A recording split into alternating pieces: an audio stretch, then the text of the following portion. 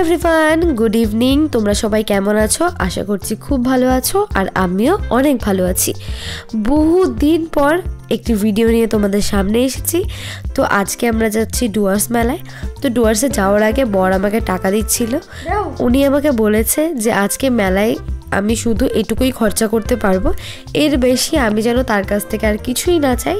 এটা দিয়েই যেন আজকে আমি ঘুরে ফিরে যা যা করার তাই করি, এর বাইরে যেন 1 টাকাও খরচ আর না করি। সেই মতো আমরা দুজনেই রেডি হয়ে, এখন বাজে রাত 7টা, সন্ধ্যে 7টা। এখন আমরা বেরিয়ে পড়েছি।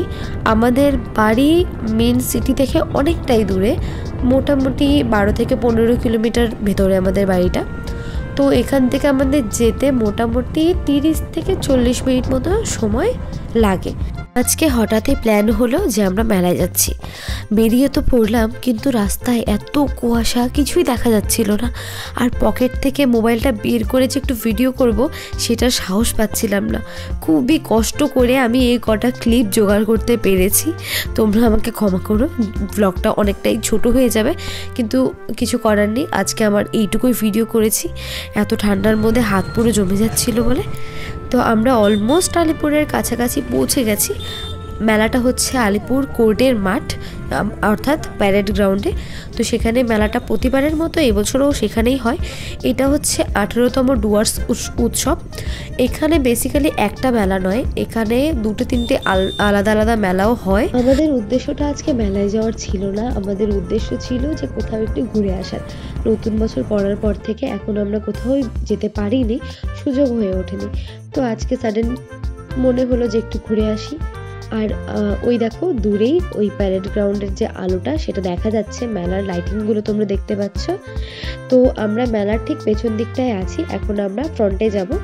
এই হলো ফ্রন্টের গেট, আর এই ডান দিকটায় পার্কিং জোন। বাইকটাকে পার্ক করে এসে আমরা টিকিট এখন কাটতে যাচ্ছি। টিকিট কেটে আমাদের ভেতরে যেতে হবে। তো এই হচ্ছে পুরোটা টিকিটের লাইন। আমি বললাম যে আমি আর যেতে পারবো না, তুমিই যাও। আমার ঠান্ডায় আর কিছুই ভালো লাগছে না, চোখ নাক সব ব্যথা করছে, মুখ পুরো লাল হয়ে গেছে। ভেতরে ঢুকতেই কিছুটা এমন পরিবেশ, পুরো গ্রাউন্ডটা ফাঁকা। বড় একটা ডুয়ার্স উৎসবের যে স্টেজটা আছে, সেটা একটা স্টেজ।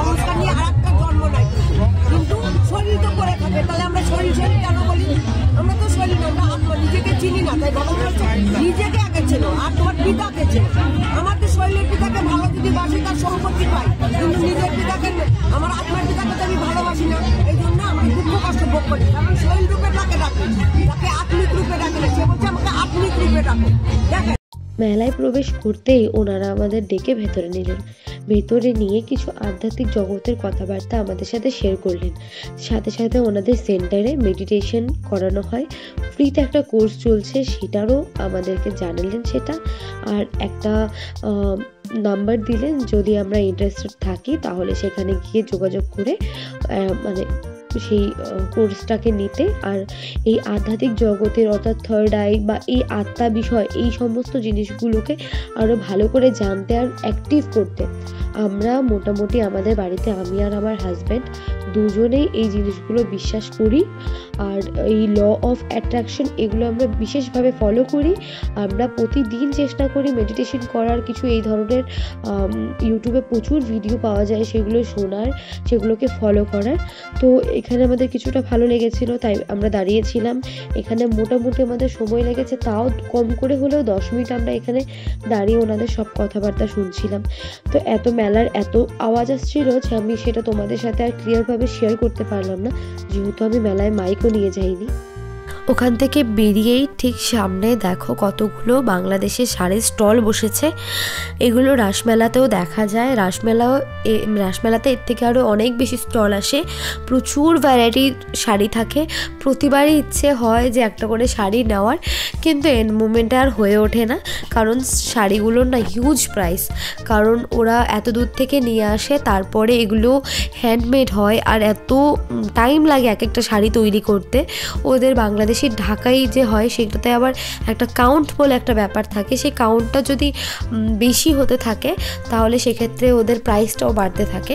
তো এই জন্য আর নেওয়া হলো না। এরপর ভেতরে গেছিলাম, মেলায় একটু ঘুরেই আমরা চলে এসেছি, কারণ প্রচণ্ড পা ব্যথা হচ্ছিলো বলে। বাইরে এসে ফুড স্টল থেকে চাকনার থেকে ট্রাই করলাম একটা এগ রোল আর ট্রাই করলাম ক্রিস্পি চিকেন। কিন্তু সত্যি বলতে ক্রিস্পি চিকেনটা একেবারেই ক্রিস্পি চিকেন ছিল না। এটা মনে হচ্ছিলো একটা চিকেন পিসকে সেটা শুধু বেসনে চুবিয়ে ফ্রাই করা হয়েছিল, না কোনো মশলা না কোনো টেস্ট। তারপর এখান থেকে আমরা গেলাম ভূতের রাজা দিলোর বরে। সেখানে গিয়ে আমরা চিকেন পকোড়াটা ট্রাই করেছিলাম, কিন্তু সেটা ডাবল ফ্রাই করে ওরা এতটাই মানে ফ্রাই করেছিল যে ওটা তেতো হয়ে গেছিলো, আমরা ওটা খেতে পারিনি, তাই ওখান থেকে আর কিচ্ছু ট্রাই করিনি। এরপর আমরা আরেকটা ফুড স্টলে গেছিলাম, সেখান থেকেও অন্য কিছু খেয়েছি, কিন্তু ভালো লাগছিল না বলে বেরিয়ে গেছি। বেরিয়ে বাইরে একটা রেস্টুরেন্টের থেকে বিরিয়ানি খেয়ে তারপরে আবার রওনা দিলাম বাড়ির উদ্দেশ্যে। তো এই মেলা থেকে আর কিছু কিনিনি, কারণ আমার বাজেট শেষ হয়ে গেছিলো। আর বর বলেছে আজকে 500 টাকার বেশি আমাকে আর কিছু কিনতে দেবে না। তো আমার যেগুলো খাওয়ার ছিল, ঘুরতে গেছিলাম, খেয়ে দিয়ে চলে এসেছি। তো এখন দেখো রাস্তার মধ্যে এত ঠান্ডা, এত কুয়াশা। এখন বাজে রাত্রি 10:30। এত রাত হয়ে গেছিলো বলে আর ভিডিও করা হয়নি, ভিডিওটাকে এখানেই শেষ করতে হয়েছিল। তোমরা সবাই ভালো থেকো, দেখা হচ্ছে নেক্সট ভিডিওতে।